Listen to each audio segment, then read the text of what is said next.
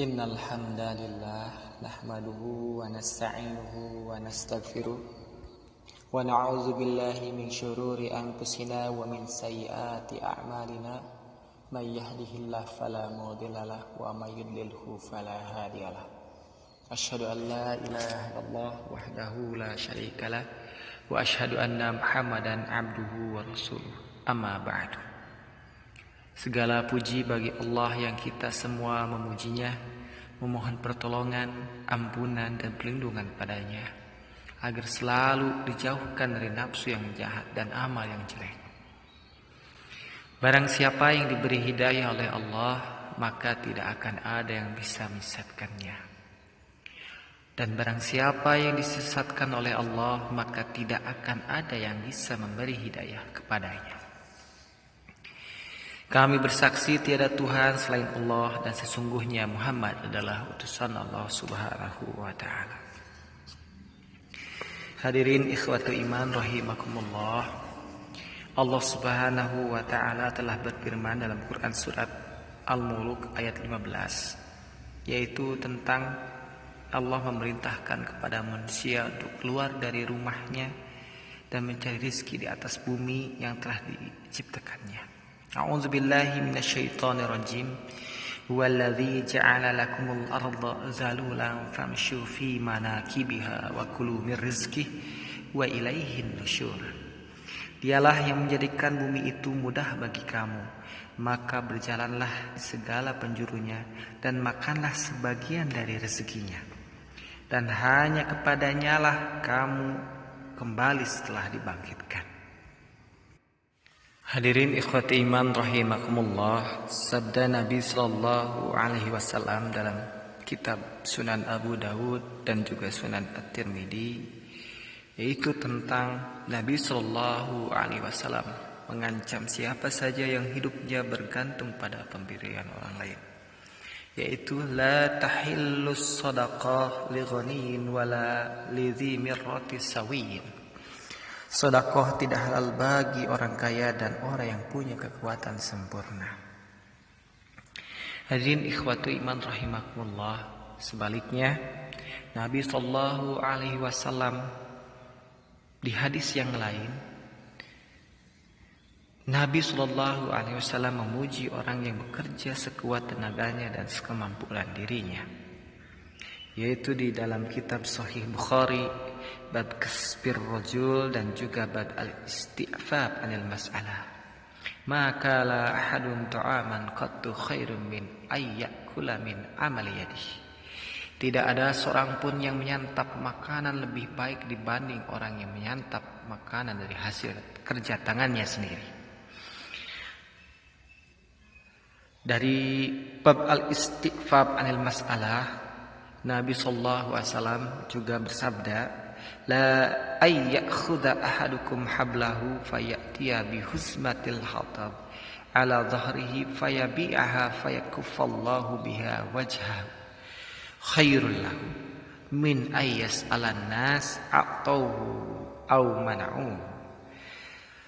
Seseorang di antara kalian mengambil tali kemudian membawa seikat kayu di punggungnya, lalu ia menjualnya sehingga Allah menjaga kehormatannya. Itu lebih baik daripada meminta-minta pada orang lain, baik mereka memberi ataupun tidak. Hadirin ikhwati iman rahimakumullah, dalil-dalil ini menunjukkan bahwa bekerja adalah ibadah, sebab merupakan bentuk ketundukan pada perintah Allah dan Rasul-Nya, dan juga sebagai sebuah ibadah, maka bekerja harus senantiasa dilatari oleh ketulusan pada Allah Subhanahu wa ta'ala. Karena ibadah yang akan dibalas pahala adalah ibadah yang dilatari oleh niat tulus pada Allah Subhanahu wa ta'ala. Sabda Nabi sallallahu alaihi wasallam dalam kitab Sahih Bukhari nomor 1, innamal a'malu binniyat wa innamal likulli imri'in ma nawa. Sesungguhnya pahala bagi setiap orang itu tergantung pada yang ia niatkan.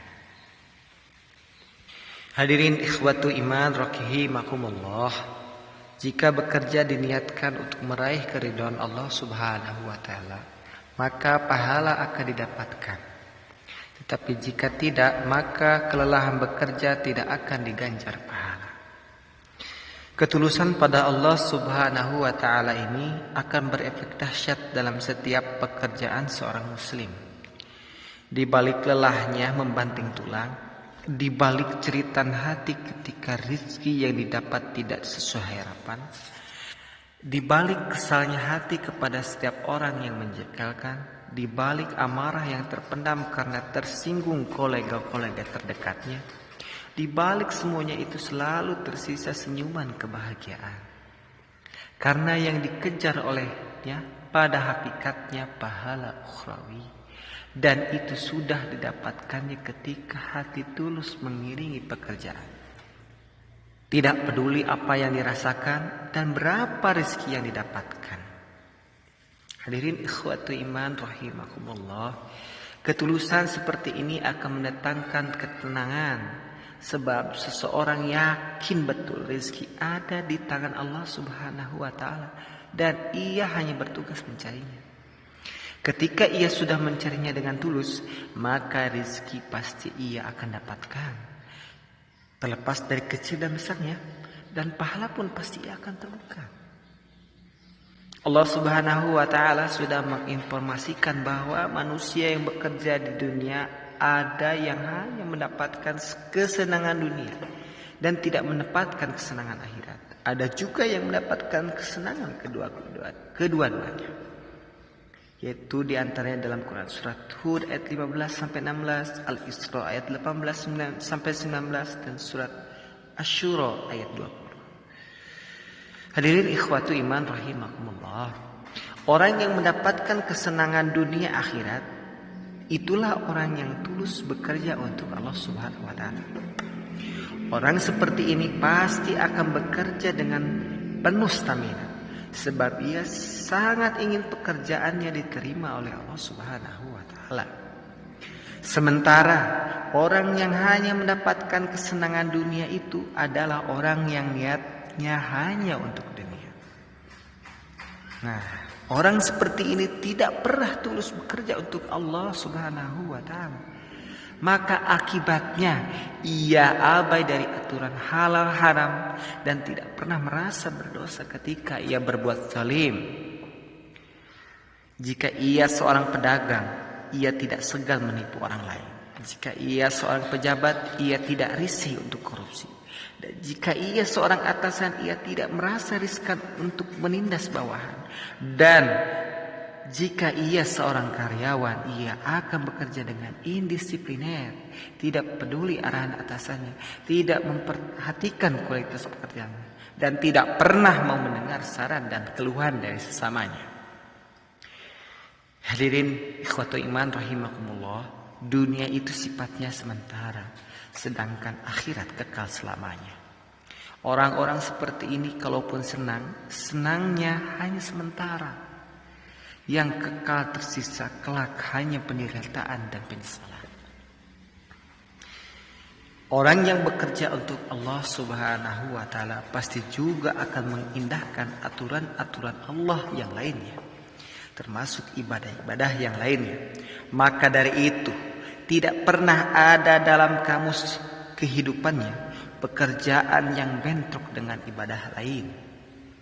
Sebab bekerja ibadah, sholat juga ibadah, zakat juga ibadah, menghidupkan masjid juga ibadah, dan mencari ilmu agama juga ibadah. Semua ibadah itu akan dijalankannya dengan penuh ketulusan tanpa ada yang dikorbankan. Hadirin ikhwatu iman rahimakumullah, maka bekerja bukan penghalang ibadah, sebab bekerja itu sendiri adalah ibadah. Kalau kemudian dengan bekerja ibadah berkurang, maka itu berarti pekerjaannya belum bernilai ibadah. Agar pekerjaan benar-benar menjadi ibadah, maka ada nilai-nilai yang harus senantiasa disertakan. sehingga sukses bekerja dan ibadah kedua-duanya didapatkan. Dan bahkan bahagia dunia dan akhirat kedua-duanya insyaallah akan diperoleh. Aqulu qauli hada wastaghfirullah li wa lakum. Rabbana atina fid dunya hasanah wa fil akhirati hasanah wa qina adzabannar. Wassalamualaikum warahmatullahi